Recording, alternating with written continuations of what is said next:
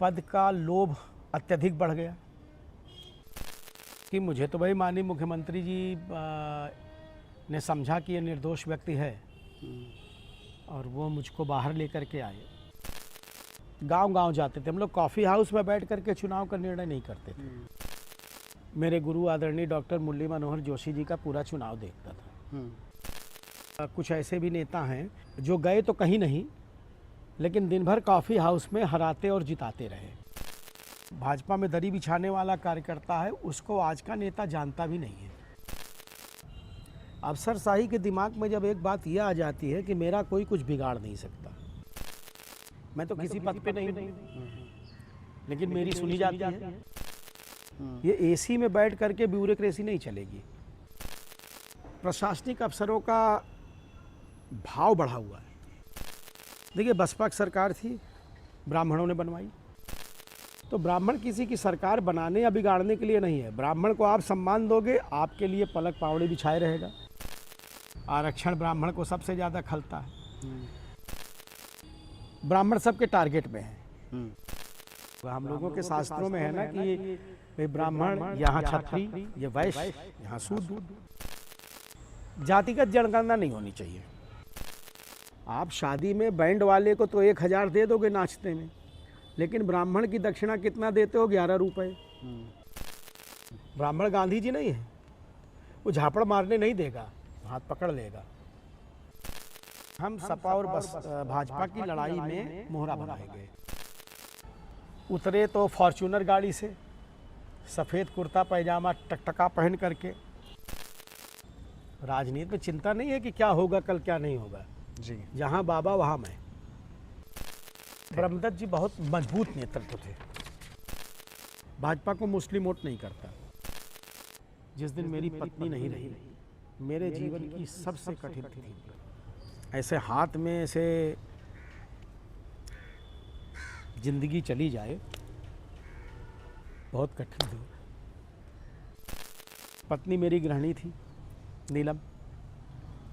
मैंने बुला के कहा, पैदल पैदल नीलम करवरिया अमर रहे करते जा रहे थे। मेरे पास इसके अलावा कोई केस ही नहीं है।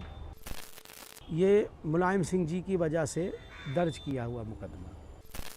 कांग्रेस जिसको जानती थी कि ये जीतने वाला है, उसको किसी न किसी बहाने वो जेल में डाल देती। उसी एक सप्ताह में बहुगुणा जी जीत गए, नहीं तो बहुगुणा जी जीत नहीं सकते थे। तो पिताजी का नाम दबंगों में था। बाहुबली होना गर्व की बात है। गर्व की बात इसलिए क्योंकि लाखों लोग आपको चाहने वाले हैं, इसलिए आपका बाहुबल है। श्री प्रकाश शुक्ला उस समय था। हाँ, शुक्ला, हाँ, छुट्टा बैल था। हाँ। तुम मुझे उन लोगों में से मत समझो जो तुम्हारे टेलीफोन से घबराते हैं। जवाहर यादव, सुलाकी यादव, उस मुकदमे में हम बलि के बकरा बनाए गए। मर्द को ज़्यादा दर्द होता है। क्या गम है जिसको छुपा रहे हो, तुम आज इतना क्यों मुस्कुरा रहे हो। उसकी आंखों में जादू था, तो वो गम को अंदर छुपा करके हंसती रहती थी। बाकी मैं भुट्टे वाला नहीं हूँ कि ठेके दिए जाते हैं कि आप 200 मोटरसाइकिल ले आना, आप 500 मोटरसाइकिल ले आना, आप 200 गाड़ी ले आना, उसका तेल भरवाना। कि जो पैसे से भारी लोग हैं, वो राजनीति से भारी वाले लोगों को दबाए दे रहे हैं। नहीं, कोई मलाल नहीं है। उत्तर प्रदेश की सियासत में कुछ ऐसे चेहरे हैं, कुछ ऐसे किरदार हैं जिन्होंने भाजपा को उस दौर में संबल दिया जब भाजपा के लिए इलाहाबाद जैसे महत्वपूर्ण क्षेत्र में 12 विधानसभा सीटों में एक सीट जीतना भी मुश्किल था, और जिनकी राजनीतिक यात्रा एक्सीडेंटल कही जाए तो संभवतः गलत नहीं होगा। ऐसे नेता जिनसे एक समाज को बेहद अपेक्षाएं हैं, जिनकी वापसी के बाद प्रदेश में सियासी समीकरणों पर चर्चा बहुत बढ़ गई। 2 बार विधायक रहे, पढ़ने में काफ़ी अच्छे रहे, उनकी शिक्षा दीक्षा की चर्चा आज भी राजनीतिक गलियारों में काफ़ी होती है। तो ऐसे ही किरदार हमारे मध्य मौजूद हैं। तो सर्वप्रथम आपका स्वागत है हमारे YouTube चैनल पर। तो विधायक जी, मेरा सर्वप्रथम प्रश्न वहीं से आता है कि जीवन और सेहत कैसे हैं दोनों? जीवन जिया जा रहा है और सेहत भी, जब जीवन को आप अपने मन मुताबिक नहीं जिएंगे तो बिगड़ती रहेगी। जी। तो क्योंकि मैंने एक बार और भी कहा था कि मेरे पत्नी के ना रहने के बाद मेरी ज़िंदगी तो चली गई, बस जीवन बचा है, उसी को जी रहा हूँ बस। एक दशक है पूरा, 2014 से 2024। इस पूरे दशक में कितना कुछ बदल गया? बहुत कुछ बदलाव हुआ है और बदलाव की सीमा ये है कि राजनीति में जो त्याग की भावना रहती थी, अगर राजनीतिक रूप से देखें तो जो त्याग की भावना रहती थी वो समाप्त हो गई है। अवसरवादिता बढ़ गई, पद का लोभ अत्यधिक बढ़ गया और जो विश्वास एक दूसरे के प्रति रहता था वो समाप्त हो गया। अब तो आपके साथ चलने वाला भी कब आपको दगा दे जाए इसका कोई भरोसा नहीं है। राजनीति इस कदर पे है। और मुझे याद आता है कि मेरे एक टीचर थे एम गणेशन, हम लोगों को बायोलॉजी पढ़ाते थे, लेकिन मैंने उनसे एक बार प्रश्न किया था कि सर व्हाट इज़ पॉलिटिक्स, बचपन में, मैं हॉस्टल लाइफ की बात कर रहा हूँ। तो उन्होंने उसका सीधा जवाब दिया था, it is the dirtiest game. तो अब लगता है, पहले नहीं लगता था, जब हम लोग राजनीति में आए तो बहुत साफ़ सुथरी राजनीति थी, but now it is the dirtiest game. ये है राजनीति। ज़्यादा पुरानी बात नहीं है, 30 जून से 3 जुलाई के बीच उत्तर प्रदेश के मुख्यमंत्री योगी आदित्यनाथ, बीजेपी के संगठन मंत्री धर्मपाल सिंह, यूपी भाजपा के अध्यक्ष भूपेंद्र चौधरी जी, नगर विकास मंत्री ए के शर्मा जी और डिप्टी सीएम ब्रजेश पाठक जी, इतनी मुलाकातें आपने 4 से 5 दिनों में की और इस दौरान आपके सुपुत्र सक्षम करवरिया जी भी आपके साथ थे। हाँ जी। तो इन मुलाकातों के क्या कोई सियासी मायने हैं? देखिए, अब हम लोग सियासत में हैं तो सियासी मायने तो रहेंगे ही, जी, है ना। और अब कोई भी मुलाकात बिना सियासत के नहीं होती है, सियासी मामले तो हैं ही जी, मुलाकातों के। और क्योंकि मुझे तो भाई माननीय मुख्यमंत्री जी ने समझा कि ये निर्दोष व्यक्ति है और वो मुझको बाहर लेकर के आए, उनकी कृपा हुई। गवर्नर साहब को भी ये लगा, जिला प्रशासन को भी लगे कि नहीं ये निर्दोष व्यक्ति अंदर है, तो एक तो उनसे मिलना भी हुआ। दूसरा, जब यात्राएं होती हैं तो सबसे भेंट होती है। अब लोग तो कहते हैं, अगर देखिए कि औपचारिक भेंट किया, लेकिन भेंट औपचारिक नहीं होती, भेंट राजनीतिक और सियासत की ही होती हैं। इससे परहेज नहीं किया जा सकता। तो उसका कोई उद्देश्य? राजनीति करने वाले का तो उद्देश्य रहता ही है कुछ न कुछ, जो राजनीति में है। भाई जैसे कोई एक साधु महात्मा हो, अगर वो हिमालय जा रहा है तो तपस्या करने जा रहा है तो किसी उद्देश्य से जा रहा है कि हम दुनिया के भलाई के लिए हिमालय में तपस्या करेंगे, बिना उद्देश्य के नहीं जाता है। राजनीतिक व्यक्ति भी जब राजनीतिक यात्रा करता है तो कुछ उद्देश्य होता है। आप ही मेरे पास आए, कुछ उद्देश्य था, तो बिना उद्देश्य के आजकल यात्राएं होती कहाँ हैं। जी। 24 का लोकसभा चुनाव, प्रयागराज पूर्व का इलाहाबाद, इसकी जितनी लोकसभा सीटें थी भाजपा 4 पर हार गई। प्रयागराज, कौशाम्बी, प्रतापगढ़, फतेहपुर, फूलपुर बचा पाई, वो भी मार्जिन बहुत कम था।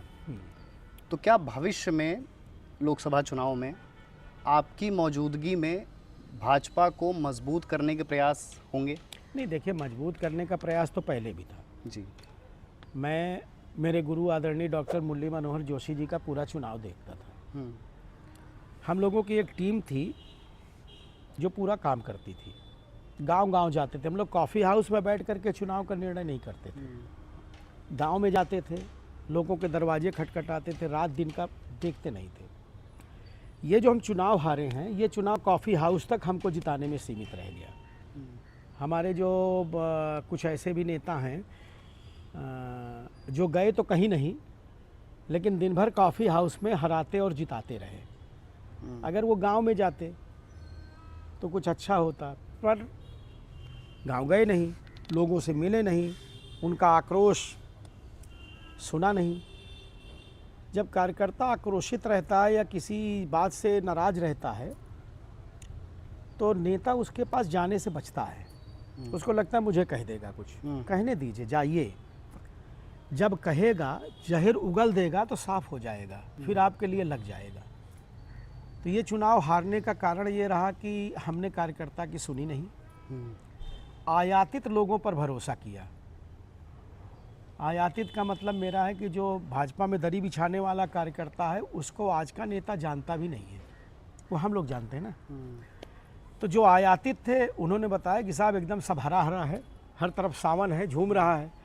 लोगों ने भरोसा कर लिया और उसी का परिणाम रहा कि हम इन सीटों को खो दिए। कानपुर से आती हैं राज्य मंत्री प्रतिभा शुक्ला जी, पुलिस के खिलाफ प्रदर्शन करते हुए धरने पे बैठ गई। लक्ष्मीकांत वाजपेयी जी मेरठ में एक मुख्यमंत्री जी के कार्यक्रम में जा रहे थे, हाँ। उनको पुलिस ने रोक दिया। उनके साथ संगीत सोम भी थे, वहाँ के विधायक। हाँ।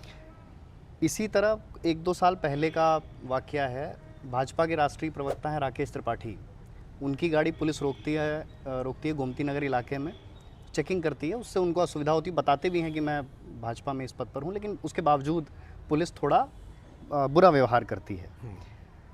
और अभी कुछ दिन पहले भाजपा सरकार में उत्तर प्रदेश में के कैबिनेट मंत्री हैं नंदी जी, उन्होंने भी अपनी ही सरकार के विरुद्ध पत्र लिखा कि कुछ अफसरों की वजह से उन्हें काम करने में कठिनाई हो रही है। तो क्या आपको लगता है कि प्रदेश की सरकार पर अफसरशाही, नौकरशाही भारी है?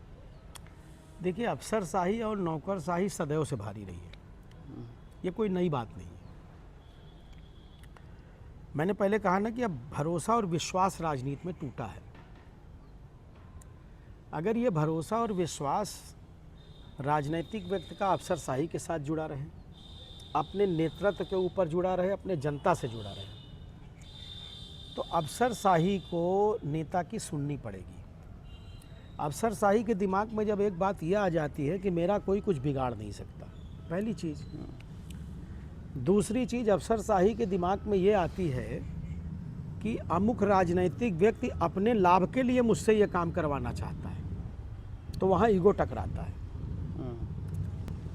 और अगर आप जनता के बीच का मसला लेके जाते हो, जनता के बीच की बात लेकर के जाते हो, उसकी लड़ाई लड़ते हो, तो मुझे नहीं लगता है कि कोई ब्यूरोक्रेट ऐसा होगा जो आपकी बात न सुने। मैं तो किसी पद पे नहीं हूँ, लेकिन मेरी सुनी जाती है, सब सुनते हैं। और ऐसा भी नहीं है कि कोई दबाव बना के कहा जाए। हाँ, ठीक बात को कहा जाता है। कभी कभी कोई ये भी कहता है कि साहब इसमें मेरे पास जो सूचना है वो आपकी सूचना से भिन्न है, तो उसको मैं कहता हूँ कि फिर ऐसा करते हैं कि आप और हम दोनों साथ चलते हैं। जिसने आपको सूचना दिया है उसको भी ले लीजिए, जिसने मुझे सूचना दिया उसको भी ले लें, और मौके पर चल के क्लियर हो जाएगा कि आपकी सूचना सही है कि मेरी सूचना सही है। अगर आप नहीं चल सकते तो इसका मतलब आप एडामेंट हैं कि आपको नहीं करना है, तो उसके दूसरे इलाज हैं। लेकिन आपको अगर काम करना है तो आपको चलना पड़ेगा साथ में। ये एसी में बैठ करके ब्यूरोक्रेसी नहीं चलेगी। ब्यूरोक्रेसी चलेगी गांव में जा कर के। अगर आप एसी में बैठ के योजनाएं बनाएं और वहीं से केवल फाइल देख के आप बोलें कि पूरा उत्तर प्रदेश सही है, तो मैं तो इसको बहुत गलत मानता हूँ। पहला विषय ये। दूसरा, आपने 3-4 नाम की चर्चा किया, हमारे आदरणीय लोग हैं सब। वाजपेयी जी तो मुझसे सीनियर है, मैं विधायक था तो मैं सचेतक था, वो मुख्य सचेतक थे, तो मंत्री भी रहे वाजपेयी जी।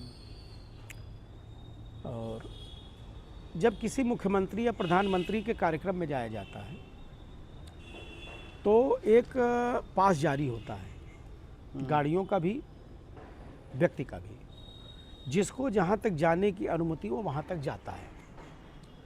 मुझे लगता है या तो वो पास जारी न किया गया होगा या कुछ प्रशासनिक लोगों के दिमाग में कुछ भ्रांतियाँ रही होंगी, ऐसा कुछ हो सकता है।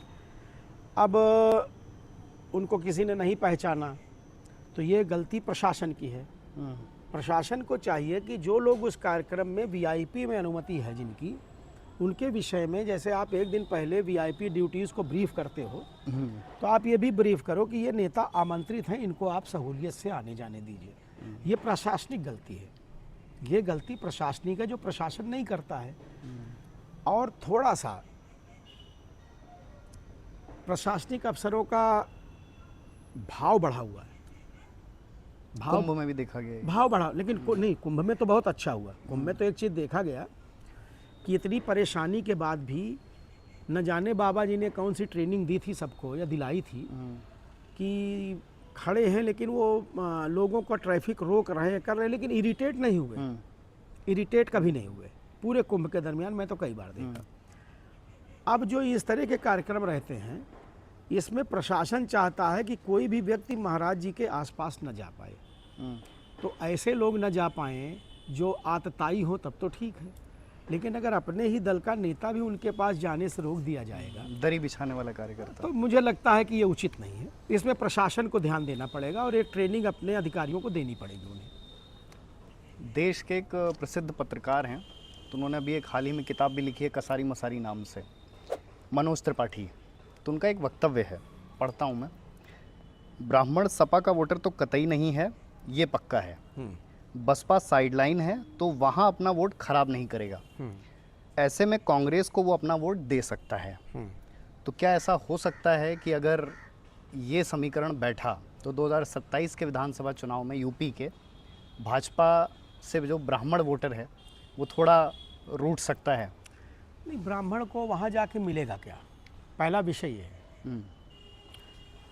देखिए, बसपा की सरकार थी, ब्राह्मणों ने बनवाई, ब्राह्मण के दम पर बसपा की सरकार बनी। एक परिवार ऐसा था, मैं नाम नहीं लूँगा, कहोगे तो नाम भी ले लूँगा, मुझे परहेज भी नहीं है, ना किसी से भय है ना कोई परहेज है। उस परिवार ने ब्राह्मणों के नाम पर केवल अपने परिवार को लाभ दिया, चाहे वो मंत्रिमंडल में रहा हो, चाहे किसी योजना में रहा हो, चाहे जो 3-4 लोग वही ब्राह्मण बन के, पूरा प्रदेश का ब्राह्मण बन करके और अपने इर्द गिर्द सत्ता को घुमाते रहे। बाकी ब्राह्मण उससे नाराज हुआ और उनको हराने के लिए वो ब्राह्मण कहाँ शिफ्ट हुआ? सपा में।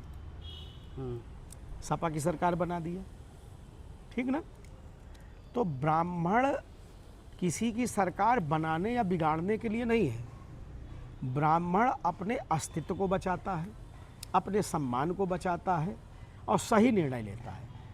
आप ब्राह्मण को कुछ भी मत दो, उसको केवल सम्मान दे दीजिए, वो इतने का ही प्यासा है। आपसे वो नौकरी मांगने नहीं जा रहा है, क्योंकि नौकरी के मानक में वो आएगा नहीं। वो 92%, 90%, 98% पा करके भी 40% वाले से पीछे हो जाएगा, क्योंकि सरकार की आपका संविधान ये कहता है आरक्षण ब्राह्मण को सबसे ज़्यादा खलता है। और अगर इतने आरक्षण के बाद भी ब्राह्मण उच्च संस्थानों पे बैठा है कंपटीशन में, आप अंदाज़ा लगाइए कि कितना बुद्धिमान होगा, कितना प्रभावशाली होगा, कितना संयमित होगा। तो ब्राह्मण किसी की सरकार बनाने या बिगाड़ने के लिए नहीं है। ब्राह्मण को आप सम्मान दोगे, आपके लिए पलक पावड़े बिछाए रहेगा, और ब्राह्मण को आप अपमानित करोगे तो वो मौर्य साम्राज्य की स्थापना कर देता है। चाणक्य का तो सभी ने सुना है, वो खुद तो नहीं कभी गद्दी लिए, क्रोध ही तो था। तो ब्राह्मण को क्रोधित मत करो, उसको सम्मानित करो, उसको सम्मान से रखो, अपमानित मत करो। ब्राह्मण से सब कुछ ले लोगे, विद्या ज्ञान सब ले लोगे, आज वोट की पावर है वो भी ले लोगे, लेकिन सम्मान से, अपमान से नहीं। क्या आपको नहीं लगता कि उत्तर प्रदेश की राजनीति ओबीसी बनाम ब्राह्मण हो गई है? नहीं, ऐसा नहीं है। ब्राह्मण सबके टारगेट में है, कारण ये हिस्सा ब्राह्मण का कहलाता है ना। जब मिलिट्री लड़ने जाती है कहीं तो बुलेट प्रूफ यहाँ पहना देते हैं, आगे तक पहना देते हैं, हाथों में भी। आप देखो, पहले भी युद्ध होते थे तो सारा शरीर ढकता था, लेकिन ये हिस्सा फिर भी खुला रहता था। अब तो माथा थोड़ा सा ढक जाता है वो बुलेट प्रूफ से, फिर भी ये हिस्सा खुला है। तो ब्राह्मण तो ये है ना, तो जो खुला है उसी पे तो अटैक होगा, बाकी शरीर पर कहाँ होगा। हम लोगों के शास्त्रों में है ना कि भाई ब्राह्मण यहाँ क्षत्रिय, ये वैश्य, यहाँ शूद्र, अटैक कहाँ होगा? अटैक तो ब्राह्मण पे ही होगा। तो ब्राह्मण पे सब अटैक कर रहे हैं, और ब्राह्मण सहनशील है, सबके कल्याण के लिए उसको सहते हुए फिर भी सबके कल्याण की कल्पना कर रहा है। अच्छा, जातिगत जनगणना को कितना सही मानते हैं आप? जातिगत जनगणना नहीं होनी चाहिए। अगर जनगणना करनी है तो गोत्र से जनगणना करिए, चाहे वो दलित हो, चाहे वो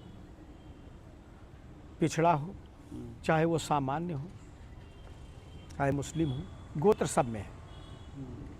कोई भी वर्ण व्यवस्था गोत्र से वंचित नहीं है। और हमारे देश में पहले गोत्र से ही लोग जाने जाते थे ना, ये ब्राह्मण, क्षत्रिय, पिछड़ा, अगड़ा, दलित ये बाद में आया। आप गोत्र से करो। अगर आपको आरक्षण देना है तो मान लीजिए कि हमारा गार्गे गोत्र है, गार्गे गोत्र वैश्य में भी है, दूसरी बिरादरियों में भी। तो आप जनगणना अगर सही में करना है कि किसको लाभ मिला किसको नहीं, तो वो ब्राह्मण, क्षत्रिय और ये मत करके गोत्र से करो, अगर वाकई में देश के गरीबों को लाभ देना है तो। और बाकी अगर केवल राजनीति के लिए करना है तो बिरादरी से कर लो कि कितने कौन हैं, उनको आरक्षण दे दो, है ना, उनको आरक्षण दे दो। फिर यही इसका मकसद या तो ये हो सकता है।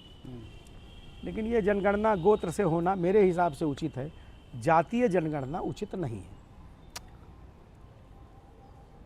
विपक्ष का चेहरा है कांग्रेस के पूर्व अध्यक्ष राहुल गांधी जी।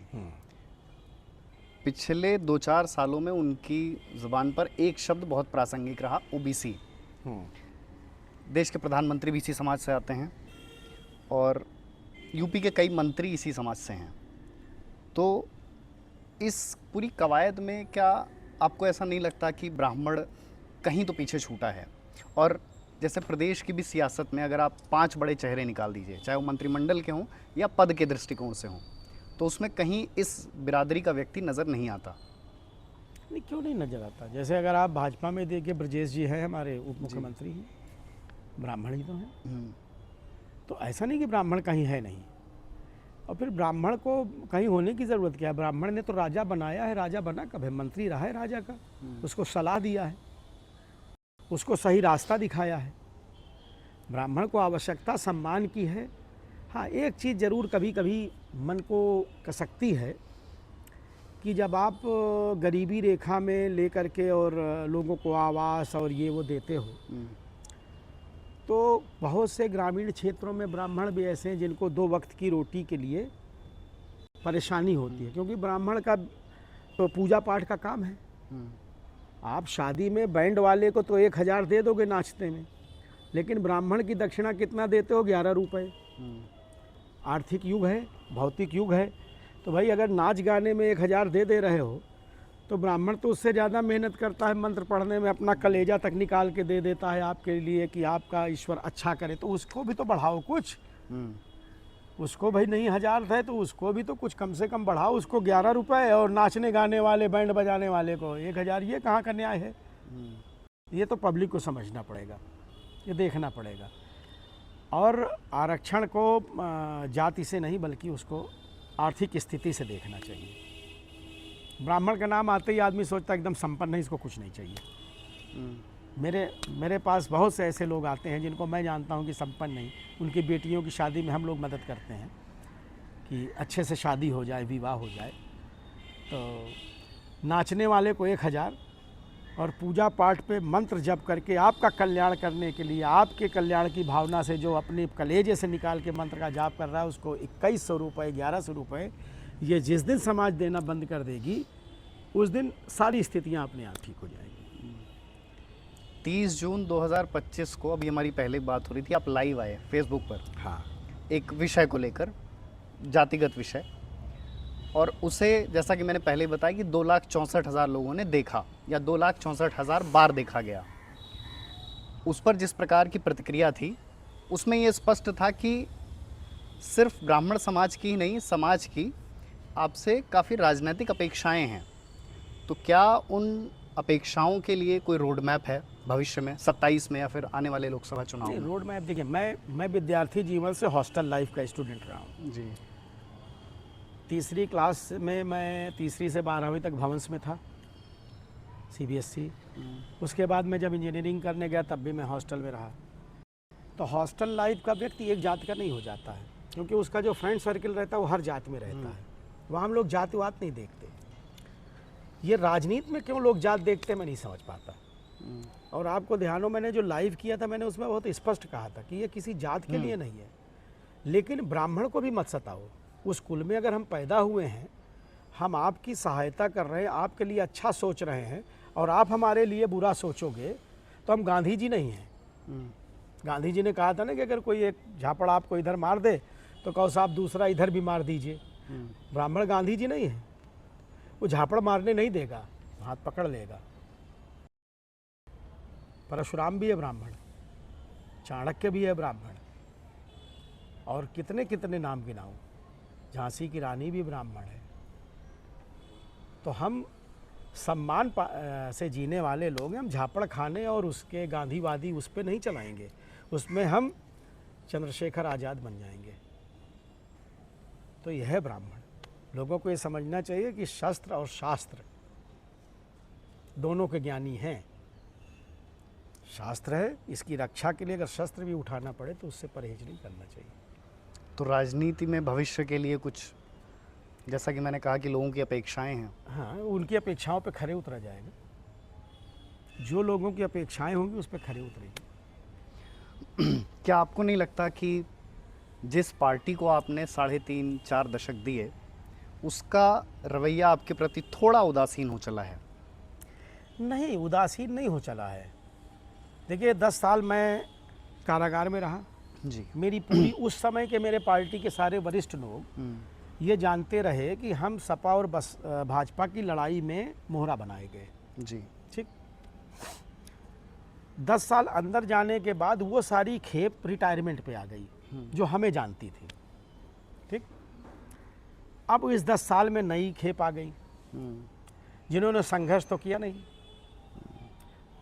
जो उतरे तो फॉर्च्यूनर गाड़ी से, सफ़ेद कुर्ता पैजामा टकटका पहन करके, धरना प्रदर्शन नहीं किया, विपक्ष में नहीं रहे, दरी नहीं बिछाई।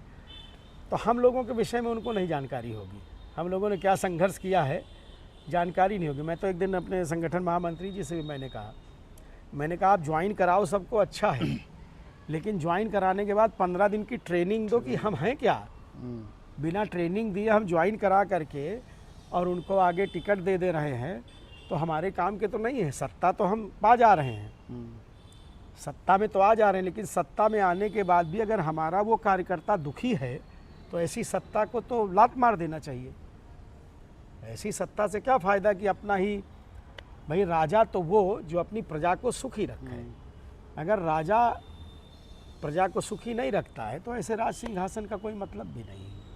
ये जो नई खेप आ रही है इनको ट्रेनिंग देना जरूरी है, ये आवश्यक है। अब जो पुराने लोग हैं वो बढ़िया से मिलते हैं, और जो नए लोग हैं कुछ भयभीत भी रहते हैं कि अब ये बाहर आ गया, कहीं ऐसा नहीं कि ओवरटेक कर जाए। मेरे एब्सेंस में जो नेता हो गए उनको ये भी भय रहता है, थोड़ा ये भी रहता है।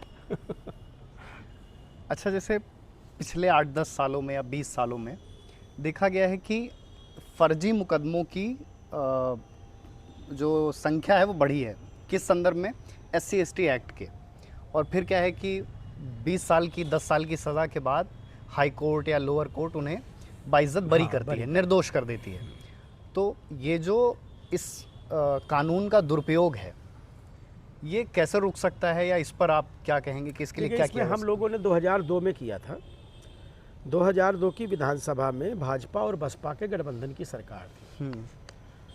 तो हम लोगों ने दबाव बना करके मायावती जी से एक निर्णय ये करवा दिया था कि कोई भी हरिजन एक्ट तब तक नहीं दाखिल होगा जब तक CO उसकी जांच न कर ले। बिना जांच के नहीं होगा। अब जैसे आप सीधे जाते हो, जांच नहीं होती, अब दाखिल हो गया, और वो अभी भी लागू है। वो जो हम लोगों ने निर्णय करा था वो आज भी लागू है। ये हमारे पुलिस विभाग की गलती है। ये केवल ये बचाते हैं कि कहीं ऐसा ना हो कि मेरे ऊपर अनुसूचित आयोग की नोटिस आ जाए, मैं इस झगड़े में क्यों अपनी नौकरी को फंसाऊं। ये अपने दायित्व का निर्वहन नहीं कर रहे हैं, ये अपनी नौकरी बचा रहे हैं, अपना परिवार पाल रहे हैं, क्योंकि इनको भय लगता है ना। अब जैसे दहेज का मामला आया तो पूरे घर के दिखा देते हैं। आप उनसे बात करिए कि साहब ये पूरे आपने फर्जी लिखे हैं, बोले अरे साहब कौन इसमें जाके कोर्ट में देखें।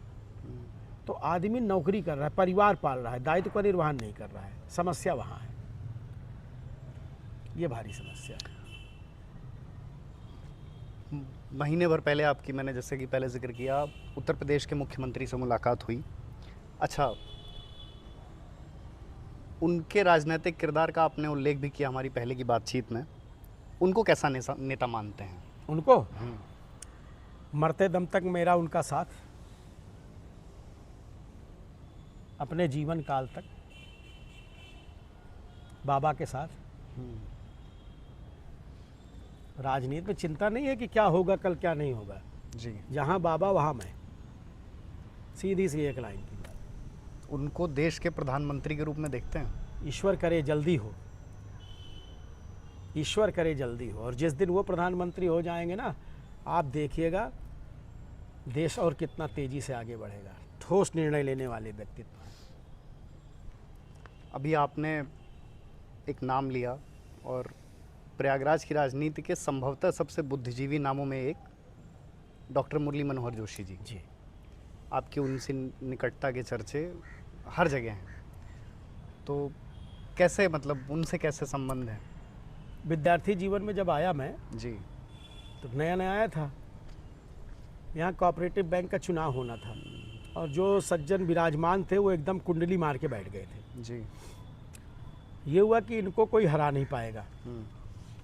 तो डॉक्टर जोशी जी ने मेरा चयन किया कि ये एक लड़का ऐसा है जो उसको हरा सकता है। तो उन्होंने मुझे बुला करके कहा कि ये तुमको चुनाव लड़ना है। मैंने कहा इसकी ABCD तो मुझे मालूम नहीं है। बोले मालूम करो, पढ़े लिखे हो।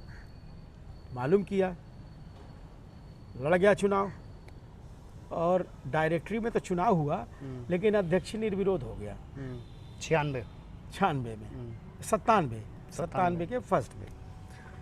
तो मुझे तो राजनीति में लाने वाले वही थे, और आज भी मेरे गुरु हैं। मैं महीने में एक बार ज़रूर जाता हूँ, उनके साथ घंटा 2 घंटा 3 घंटा बिताता हूँ, उनसे कुछ ज्ञान प्राप्त करता हूँ और अपने आत्मबल को और मजबूत करता हूँ।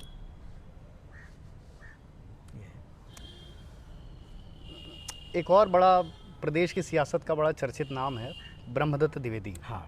गेस्ट हाउस कांड में मायावती को बचाने वाले सशक्त किरदार। हाँ, ऐसा कहा जाता है कि आपके उनसे भी अच्छे रिश्ते थे। बहुत अच्छे रिश्ते थे।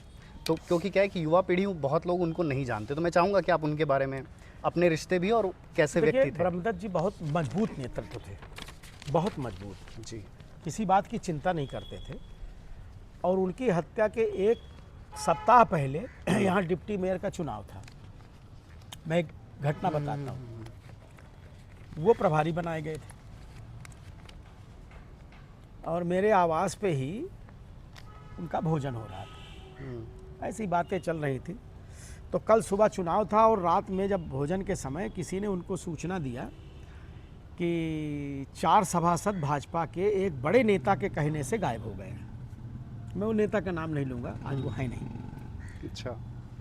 कि मतलब जो है नहीं उसके विषय में क्या कहना, कि एक बड़े नेता के वो बड़े परम शिष्य हैं, और उन्होंने गायब कर दिया है कि ये चुनाव किसी तरह से हार जाए तो ब्रह्मदत्त जी का ग्राफ थोड़ा सा गिरे। लेकिन ब्रह्मदत्त मजबूत आदमी थे, लाठी चलाते थे, और वो मतलब वो परशुराम थे। तो ब्रह्मदत्त जी ने उनको फ़ोन मिलाया और उनको कहा कि देखिए भाई, मैं चुनाव का प्रभारी बन के आया हूँ, कल जिताना है चुनाव, और ये 4 नाम हैं जो आपके शिष्य हैं और ये लापता हैं। अगर कल ये 11 बजे तक वोट के पहले मेरे पास आके और मेरे अनुसार वोट नहीं डालते, तो वापसी में लखनऊ जाते समय मैं इनको गाड़ी में पीछे बांध के घसीट के ले जाऊंगा। ये शब्द थे उनके जी। और उसका नतीजा ये निकला कि सवेरे 11 बजे नहीं, रात के ही 11 बजे वो चारों प्रकट हो गए। अगले दिन हम लोग चुनाव जीते, और ब्रह्मदत्त जी की बात ही अलग थी, बात ही अलग थी। जल्दी जीवन समाप्त हुआ उनका, ये कष्ट का विषय है। और बहादुर व्यक्ति थे। सपा के गुंडों के बीच में अकेले पहुंच जाना ये मामूली बात है। और जिस कमरे में मायावती जी बंद थी, कहते हैं उसके बाहर खड़े होकर लाठी चला। हाँ, मतलब मामूली बात नहीं थी।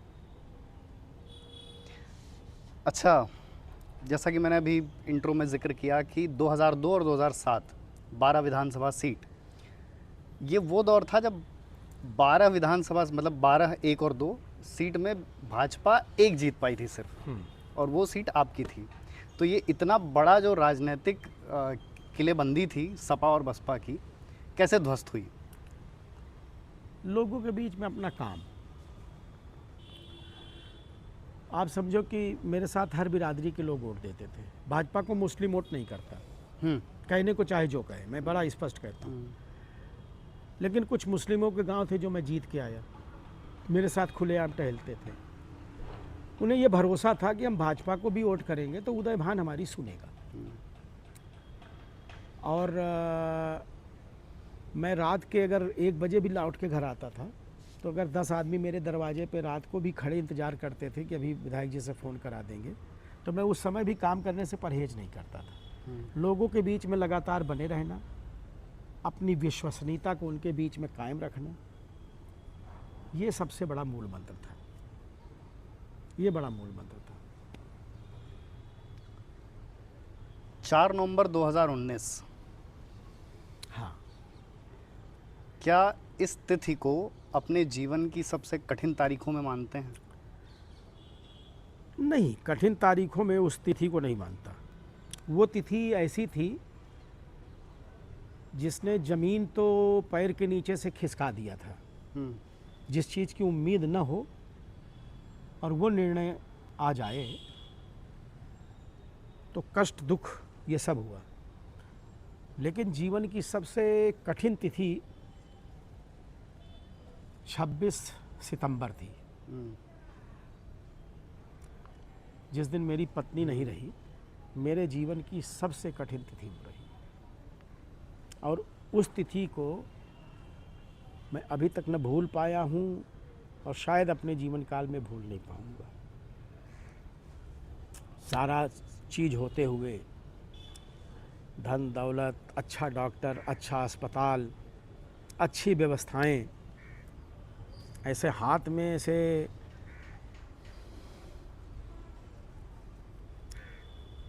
जिंदगी चली जाए, बहुत कठिन है।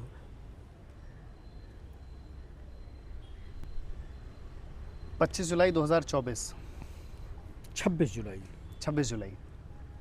कागज़ में तो क्योंकि 12:15 हो गया था तो 27 सितंबर कहते हैं, लेकिन 26 सितंबर को ही उन्होंने देह त्याग दिया था। उसके बाद तो हम लोग पंप करवा रहे थे कि शायद किसी तरह से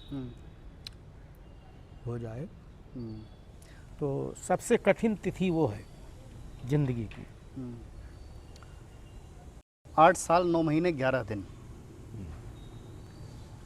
मैं मानता हूं कि किसी भी व्यक्ति के लिए छोटी अवधि नहीं होती, इसमें जीवन का एक कालखंड बीत जाता है। अच्छा, जेल ऐसी जगह है जहां कई नेताओं ने समय बिताया और उससे उनका स्वाध्याय, आध्यात्म में रुचि और एक व्यक्तित्व का विकास भी होता है, क्योंकि वो जब बाहर आते हैं तो उनका व्यक्तित्व पहले जैसा नहीं रह जाता। तो क्या ऐसा आपके साथ भी हुआ कि वो समय बीतने के बाद व्यक्तित्व में और जो स्वाध्याय और आध्यात्म है इसमें? नहीं, ऐसा नहीं है। देखिए, 2 तरह की चीज़ें। थोड़े समय के लिए अगर आप जाते हैं तब तो कोई परिवर्तन नहीं आता है। इतने लंबे कालखंड के लिए जब आप जाते हैं तो आपको ये पता चलता है कि जीवन में हकीकत क्या है। आपके बाहर रहने पे जो जिंदाबाद आपकी करते थे, अब वो कहाँ है? ठीक ना? अगर उस परिस्थिति में भी वो आपके साथ हैं तो इसका मतलब ये हुआ कि आपकी जो सेवा उनके साथ रही है वो सार्थक है। और अगर उन परिस्थितियों में वो लोग आपका साथ छोड़ देते हैं तो इसका मतलब है कि या तो वो अवसरवादी थे और या तो आपने उनके प्रति जो सेवा की वो कहीं ना कहीं कुछ कमज़ोर रही होगी। मैं इस मामले में बहुत भाग्यशाली हूँ। मैं जब कारागार में गया, तीनों भाई हमारे चले गए। राजनीतिक संकट सामने बहुत बड़ा था। यह हुआ कि इसको संभाला कैसे जाए। पत्नी मेरी गृहिणी थी, नीलम। मैंने बुला के कहा, मैंने कहा नीलम, ये जो अपने कार्यकर्ता है ये किसी के दरवाजे जाना पसंद नहीं करते और ये ना कहीं जाएंगे, ये परेशान हो जाएंगे, तो इनको संभालना पड़ेगा। तो इस बीड़े को उन्होंने उठाया और एक घर के किचन से निकल करके राजनीति में आई और अपना नाम, मैं तो कहता हूँ हम तीनों भाइयों से आगे लेके गई एक अल्प समय में। बहुत छोटे महिला होते हुए बच्चों को पालना, घर देखना, अपने संस्कार को भी संभाल करके रखना, अपने व्यापार को भी देखना और राजनीति को भी देखना। तो इस मुकाम पर वो ले गई तो सबको जोड़े रख गई। और जब मैं बाहर निकल करके आया तो मुझे लगा कि ये तो हम इतने से लोग अगर इसको दे करके गए थे तो इतना कर दिया इसने। मतलब अगर 1 लाख कार्यकर्ता मैं दे के गया था तो वो कार्यकर्ता 5 लाख उसने करके दे दिया। और नीलम के अंतिम संस्कार में जब मैं उस गाड़ी पर बैठ करके घाट तक जा रहा था तो आप समझिए कल्याणी देवी से ले करके और घाट तक, रसूलाबाद तक, यहाँ से रसूलाबाद कम से कम 7-8 किलोमीटर होगा। लोग गाड़ियों से नहीं जा रहे थे, पानी बरस रहा था, लोग उस गाड़ी के साथ पैदल पैदल नीलम करवरिया अमर रहे करते जा रहे थे। तो ये उसका प्रेम था और अपने लोगों को बांधे रहने का एक उसका जज्बा था। तो इसलिए कमी महसूस नहीं हुई क्योंकि उसने मजबूती से सबको जोड़ करके रखा। उत्तर प्रदेश के पूर्व डीजीपी रहे विक्रम सिंह, चर्चा के पहले मैंने इसका उल्लेख भी किया कि उनका आपके लिए एक बयान था रिहाई के ठीक बाद। बयान पढ़ता हूँ मैं। कोई भी बाहुबली समय से पहले छूटता है तो मेरे अपने संदेह और प्रश्न हैं और इस फैसले पर मैं प्रश्न चिन्ह लगाना चाहता हूँ। ये असाधारण और असामान्य कृपा वांछित है और गैर ज़रूरी है, नहीं होना चाहिए। खासकर उदयभान करवरिया की बात करें तो इन्होंने सबसे पहले इलाहाबाद में AK-47 का उपयोग किया था। इनके पुराने केस खोलकर इनकी सज़ा और बढ़ानी चाहिए थी। ये उनका बयान था। देखो, मेरे पास इसके अलावा कोई केस ही नहीं है। ये सिंगल मुकदमा जी। पॉलिटिकली ये मुलायम सिंह जी की वजह से दर्ज किया हुआ मुकदमा। वो रक्षा मंत्री थे, उन्होंने दर्ज कराया था। अब मेरे ख्याल से ये जिनकी आप चर्चा कर रहे हैं डीजीपी रह चुके। पुलिस का आदमी जो है वो समाज के लायक नहीं रह जाता है। उसके सोचने का नज़रिया समाज से इतर होता है ना। अगर वो अपने घर में भी खाना खाता होगा तो उसको लगता होगा मेरी पत्नी ने इसमें कुछ मिला तो नहीं दिया। कुंठित भाव है इनका। सरकार के निर्णय पे अगर आप कहीं पर कुंठा व्यक्त कर रहे हो, असहमति व्यक्त कर रहे हो तो ये अधिकार आपको नहीं है। आपने जब डीजीपी रहते हुए निर्णय लिए होंगे तो किसी ने असहमति नहीं जताई थी। आपने कितना किया, क्या किया, क्या अगर इनकी कहानी बताने लग जाएं जी। तो एक सीरीज़ चलाते थे ये। मेरा मतलब आप समझ गए होंगे। अब वो सीरीज़ से अलग हट करके ये B सीरीज़ आ गई तो इनको मेरे ख्याल से चूना लगा होगा। अगर वही कोई सीरीज़ उनकी वाली होती तो बड़ा ही करते। अब क्योंकि ये B सीरीज़ चल गई तो B सीरीज़ से कुंठित हैं और कुछ ऐसी बड़ी बात नहीं है। 1967 आपके दादाजी जगत नारायण करवरिया सिराथू विधानसभा सीट से चुनाव लड़े। बहुगुणा जी के हेमवंती नंदन बहुगुणा जी जीते। फिर इलाहाबाद उत्तरी और दक्षिणी विधानसभा से आपके पिताजी। नहीं, दक्षिणी से। दक्षिणी और एक बार, एक ही बार। हाँ, ये लोगों को भ्रांति है कि दो बार लड़े थे। निर्दलीय एक बार लड़े। निर्दलीय एक बार। तो अच्छा, एक पीढ़ी, दो पीढ़ी, आपकी तीसरी पीढ़ी। तो ऐसा क्या था कि तीसरी पीढ़ी को ही राजनीति में सफल होना था? देखिए, कारण था एक। जब बाबा लड़े थे तो सिराथू और मंझनपुर 2 विधानसभा एक थी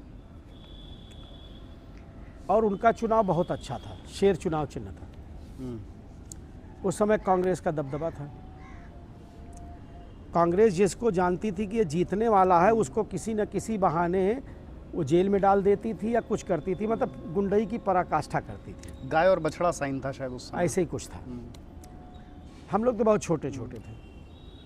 तो बाबा को हमारे 1 सप्ताह पहले केवल एक फर्जी का मामला दिखा करके और भेज दिया गया कारागार में।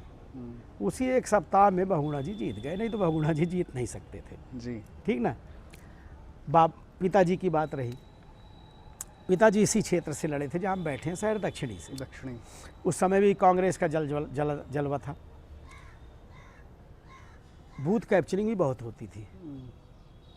उस समय बैलेट वाला था, जो आजकल सपा और ये चिल्लाते हैं ना कि बैलेट से हो, इसीलिए चिल्लाते हैं कि बूथ कैप्चर होता रहे। फिर तो पिताजी का नाम दबंगों में था, भुक्कुल महाराज। भुक्खल महाराज का नाम दबंगों में था। और इसमें कहने में परहेज नहीं कि उत्तर प्रदेश के जो भी दबंग थे वो उनके यहाँ पानी भरते थे जी, है ना। ये कोई परहेज नहीं, इसमें हम लोग कहते होंगे कि गलत है, लेकिन मैं मानता हूँ कि मेरे पिताजी की एक उपलब्धि रही है जी। एक शेर की तरह वो अपना जीवन जिए। मात्र 49 साल की उम्र में उनका एक्सीडेंट हुआ था, ये भी शायद न मालूम हो। पिताजी जब चुनाव लड़े तो वो चुनाव जीतते जी। पूरी टीम सब ने कहा कि साहब कुछ हम लोग भी कब्जा कर लें, कुछ ये कर लें, कांग्रेस से ही लड़ाई चल रही थी। तो पिताजी ने कहा नहीं, कब्जा करके तो चुनाव जीत जाएंगे, लेकिन मैं ये चुनाव केवल इसलिए लड़ रहा हूँ कि मैं ये जानना चाहता हूँ कि इस क्षेत्र में मुझे चाहने वाले कितने लोग हैं। नहीं, चुनाव वो जीत जाते, उनका भी चुनाव शेर चिन्ह चुनाव चिन्ह उनका भी शेर था।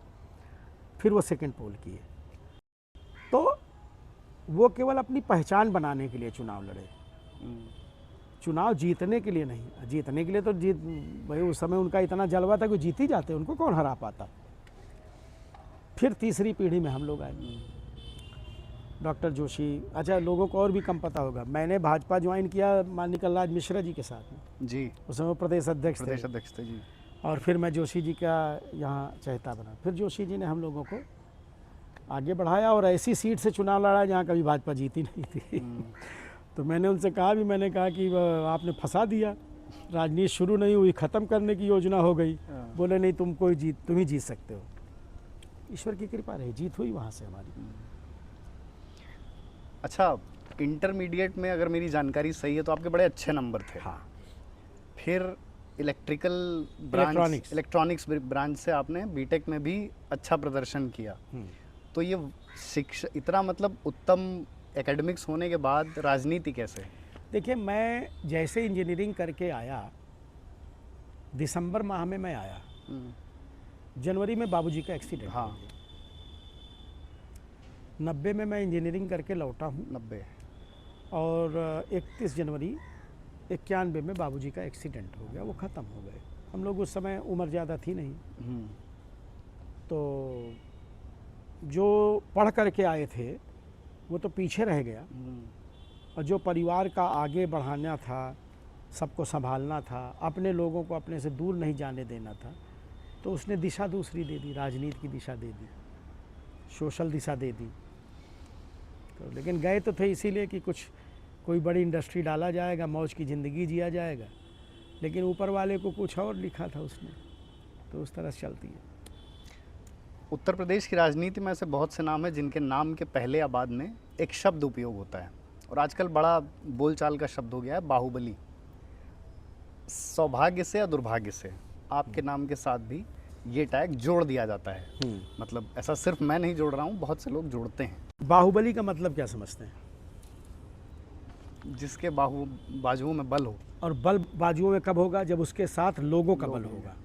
तो बाहुबली तो अच्छा है, लाखों लोगों का बल आपके साथ है तो आप बाहुबली हैं। बाहुबली होना खतरनाक नहीं है, वो खराब भी नहीं है।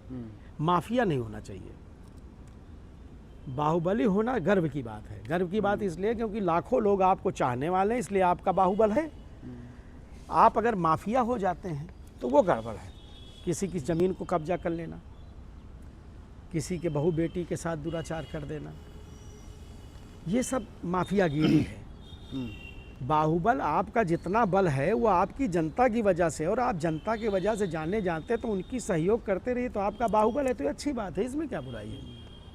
माफिया और बाहुबल ये दोनों अलग अलग चीज़ है।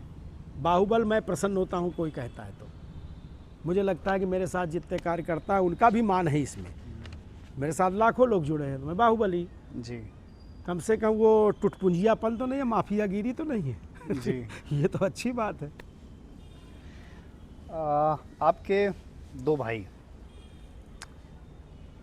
कपिल मुनि करवरिया जी, सूरज भान जी, कैसा बॉन्डिंग है उनसे? अच्छी है, हमारा संयुक्त परिवार है जी। संयुक्त परिवार है और हम परिवार के लोग कोई भी निर्णय, कोई भी चीज़ें हैं तो आपस में ही करते हैं। अच्छा प्रेम है और ईश्वर करे कि मैं तो कहता हूँ कि इस तरह का प्रेम सब परिवारों में रहे। जो आजकल परिवार टूट रहे हैं उनको देख के दुख होता है। मैं कहता हूँ हमारे परिवार को देखो आप, सब एकजुट हैं। अभी भी मैं हूँ, अपने भतीजे को बोल दूँ कहीं भी जाने को, जाएगा, ना नहीं कर सकता। तो ये अच्छी बात है। 13 अगस्त 1996 कॉफ़ी हाउस और पैलेस सिनेमा के, तब उसका कुछ और नाम हुआ करता था। यही है नाम था, यही नाम पहले था। सिनेमा ही था जी। तो अब बाद में नाम बदला था उसका। हाँ, उस समय पहले से था, अभी शायद कुछ दूसरा नाम हो गया था जब पीवीआर टाइप का बनाया गया था। तो कहते हैं कि उस पूरे घटनाक्रम में, और ये इसकी चर्चा पता नहीं क्यों दिल्ली और लखनऊ के मीडिया हलकों में नहीं है, कि उस पूरे घटनाक्रम में एक नाम था जिसकी बहुत ज़्यादा चर्चा नहीं हुई, वो था श्री प्रकाश शुक्ला। क्या ये बात सही है? श्री प्रकाश शुक्ला उस समय था, मुझे लगता है श्री प्रकाश, हाँ था क्योंकि 97 में मेरी हाँ। उसकी थोड़ा अदावत हुई थी एक मामले को लेकर के। मैं चाहूँगा आप वो भी बताएं। जैसा से वो छुट्टा बैल था ना, हाँ शुक्ला, हाँ छुट्टा बैल था। हाँ किसी को बिहार भगा देता था, किसी को कुछ कर देता था, फ़ोन करता था तो लोगों की रूह कांप जाती थी। हाँ 96 के बाद यहाँ मार्च में 97 में नीलाम था शराब का। मुझे भी उसने फ़ोन किया कि वहाँ जाना मत आप, किसी एक ठेकेदार के पक्ष में। मैं जाने वाला नहीं था, लेकिन उसके फ़ोन की वजह से गया और 80% वहाँ बोली बढ़ा के चला आया। मैंने कहा रोक सको तो रोकना। मैंने कहा तुम मुझे उन लोगों में से मत समझो जो तुम्हारे टेलीफोन से घबराते हैं। तो और उसका अगर कोई इसमें नाम लेता है तो इसमें तो मुझे लगता है अभी जब कोर्ट में हम लोगों के मुकदमा चल रहा था जी। तो जो वादी थे सुलाकी यादव, हाँ, उन्होंने स्वतः कोर्ट में ये कहा कि जिन लोगों ने हमारे भाई को मारा था उनको हमने मरवा दिया। वो बनारस के तरफ के 2 लोगों का चर्चा करते थे। वो भी खुद हिस्ट्री शीटर हैं ऐसा? हाँ, वो पूरा परिवार है। जवाहर यादव, सुलाकी यादव, उनका साला क्या नाम है उसका, रामलोचन, पत्नी के ऊपर भी मुकदमे हैं। तो वो एक अलग चीज़ है कि उनका क्या है क्या नहीं। उस मुकदमे में हम बलि के बकरा बनाए गए हैं। जैसे बलि एक आदमी है ना कि उसकी पार्टी में बलि दे दो, तो उस समय हम बलि बन गए। बस ये समझिए। एक फिल्म है मर्द, बच्चन साहब की है और यहाँ से सांसद भी रहे। तो उसका एक बड़ा मशहूर डायलॉग है, आपने संभवतः सुना होगा, कि मर्द को दर्द नहीं होता। लेकिन जैसा कि मैंने कहा कि पिछले 2, 4 या 5 सालों में आपने जितना कुछ झेला देखा, उसके बाद ये जो डायलॉग है ये यथार्थ के धरातल पे प्रासंगिक नहीं लगता। तो क्या ऐसा वाकई है कि दर्द तो होता है? मर्द को ज़्यादा दर्द होता है, ऐसा नहीं कि मर्द को। एक वो गाना नहीं है कि तुम आज इतना मुस्कुरा रहे हो, क्या बात, क्या गम है जिसको छुपा रहे हो। तो मर्द गम को छुपाता है। मर्द जो होता है दर्द तो उसको होता है और ज़्यादा होता है, आम आदमी से ज़्यादा होता है, लेकिन उसको छिपाता है। तो उस पर यह गज़ल अच्छी है, ये लाइनें अच्छी हैं कि क्या बात है जिसको छुपा रहे हो, है ना, क्या गम है जिसको छुपा रहे हो, तुम आज इतना क्यों मुस्कुरा रहे हो। ऐसा नहीं कि दर्द नहीं होता है, ज़्यादा दर्द होता है। और जब आप कहीं गलत फंसाए गए हों और आपने जिस अपराध को किया ना हो, उस अपराध के लिए आप 10 साल जेल काटे हो, तो वो दर्द की कल्पना जो काटता है वही कर सकता है। लिख कर नहीं बताया जा सकता है, कहकर बयान भी नहीं किया जा सकता है, वो केवल आप उसका एहसास कर सकते हो, बस केवल इतना है। 2022 का विधानसभा चुनाव, एक जनसभा थी। जनसभा में स्वर्गीय विधायक नीलम करवरिया जी आती हैं, उनका अभिभाषण होता है, लोग उस पर प्रतिक्रिया देते हैं, कार्यक्रम ख़त्म होता है, फिर वो महिलाओं के बीच आती हैं। और मैंने देखा है कि उनकी जो तस्वीरें भी हैं वो बड़ी मुस्कुराते हुए हैं। 90% या 99%। तो आप इस पर बात कर चुके हैं, लेकिन फिर भी मैं चाहूँगा कि उनकी कैसी स्मृति है। और कहते हैं कि कुछ लोगों की स्मृति के मार्फत ही जीवन बिताया जा सकता है, तो क्या ऐसा है? उसकी आंखों में जादू था। आप कभी देखिएगा उसकी तस्वीर में भी, अगर 1 सेकंड आप उसकी आंखों में देख लेंगे तो आप उसको कभी नहीं भूल पाएंगे। उसकी आंखों में जादू था और चेहरे पे कभी उसके आपने गम नहीं देखा होगा। जिसका पूरा परिवार जेल में हो और वो अकेले बाहर संघर्ष कर रहा हो और चेहरे पे कोई उसके मुस्कुराहट के अलावा गम न दिख रहा हो, तो फिर वही है ना, क्या बात है जिसको छुपा रहे हो। हाँ, जो तुम आज इतना मुस्कुरा रहे हो, तो वो गम को अंदर छुपा करके हंसती रहती थी। ये उसकी क्वालिटी थी, ये उसकी क्वालिटी थी। उसने कभी किसी को अपने गम के विषय में नहीं बताया, अपनी तकलीफ़ के विषय में नहीं बताया। सबसे हंस कर के मिली, सबका सम्मान करी, सबका काम करी। हाँ, एक चीज़ ज़रूर है, जितने दिन की उसकी ज़िंदगी रही उसने उसको अपने शर्तों पर जिया है। उसने शर्त कभी किसी दूसरे की नहीं मानी ना, अपनी शर्तों पर अपनी ज़िंदगी जी के गई। ये उसकी उपलब्धि थी। 25 जून 2025 को आपकी फेसबुक प्रोफाइल पर एक वीडियो अपलोड होता है, उसमें आप भुट्टा सेकते हुए दिखते हैं। तो ये मतलब शौकिया या? नहीं नहीं, दरअसल अमावस्या को हम लोग किसी न किसी तीर्थ स्थल पर जाते हैं जी, पत्नी के लिए जल देने, जैसा हम लोगों के हिंदू रीति रिवाज जल में गई, है। हाँ। तो हम सारा परिवार गए हुए थे, रास्ते में भुट्टा भूना जा रहा था। जी, तो सब बच्चों ने और हमारे छोटे भाई की पत्नी वगैरह सब थी, तो उन्होंने गाड़ी रोक दी भुट्टा सेकने को। तो मेरे मन में ऐसे ही आया, मैंने कहा आज परिवार को मैं सेक के खिलाता हूँ। तो मैंने उसको हटाया, मैंने कहा देखो मैं सेकता हूँ कैसा लगता है। तो वो मतलब एक ऐसे ही चलते चलते में हो गया। बाकी मैं भुट्टे वाला नहीं हूँ। नहीं, आप तो राजनीतिक भुट्टे सेकते हैं। नहीं, राजनीति में भाई सब कुछ करना जी। पड़ता। अच्छा, उसके बाद मैं देखता हूँ कि जो मैं करता हूँ, हाँ 10-20 दिन बाद देखता हूँ कई नेता का वो इसी तरह का वायरल होता है। जी। तो मैं उस तरह से भी प्रेरणादायी हूँ लोगों के लिए। अच्छा, अंतिम 2 प्रश्न। अगर मेरी जानकारी गलत नहीं है तो 55 वसंत आपने जीवन के देख लिए। 56। तो इतना कुछ देखने, अनुभव करने और इकट्ठा करने के बाद जो युवा आपको देख रहे हैं या हमारे माध्यम से जो देखेंगे, उनके लिए कोई सीख या फिर कुछ ऐसा सुझाव जो जिसकी सहायता से उनका जीवन थोड़ा सहज हो सके? देखिए, जो लोग राजनीति में जाते हैं, मेरे पास बहुत से नौजवान लड़के आते हैं। मेरा पहला प्रश्न जब मुझे बताते हैं ना कि मैं मंडल का पदाधिकारी हूँ या मैं ये हूँ, मैं वो हूँ, तो मैं उनसे पहला प्रश्न कहता हूँ कि ये छोड़ो, ये बगल करो, ये सेकेंडरी है। करते क्या हो, व्यापार क्या है, पैसे कहाँ से आते हैं? बोला सर शुरू करने वाले। मैंने कहा तो फिर राजनीति थोड़े दिन बंद करो, इसको बाद में शुरू करना। पहले इतनी कमाई करो कि अपने माँ बाप पे बोझ मत बनो। और अगर आपकी कमाई नहीं रहेगी तो राजनीति में आप दलाल कहलाओगे। दूसरे के चेहरे को देखोगे, चाय पीना है तो दूसरा पिलाएगा आपको, आपका उपयोग करेगा। तो पहले अपने कमाई की व्यवस्था करो, कम से कम इतना कि आपकी गाड़ी में तेल आ जाए, आप रैली में जाएं तो अपने बलबूते पर जाएं, तब राजनीति करो। तो पहले कमाई की कुछ व्यवस्था करो, फिर राजनीतिक पद लो, राजनीति में सक्रिय रहो। मैं सबको यही कहता हूँ, नौजवान पीढ़ी सबको कहता हूँ। लेकिन पता नहीं क्या है कि अब आजकल तो एक नया ट्रेंड चालू हो गया जो हम लोगों के समय में नहीं था, कि ठेके दिए जाते हैं कि आप 200 मोटरसाइकिल ले आना, आप 500 मोटरसाइकिल ले आना, आप 200 गाड़ी ले आना, उसका तेल भरवाना। तो ये जितने राजनीतिक रैलियाँ निकलती हैं ना, इसमें मैं 100% तो नहीं कहता, लेकिन 99% ये पैसा दे के निकाली जाती है।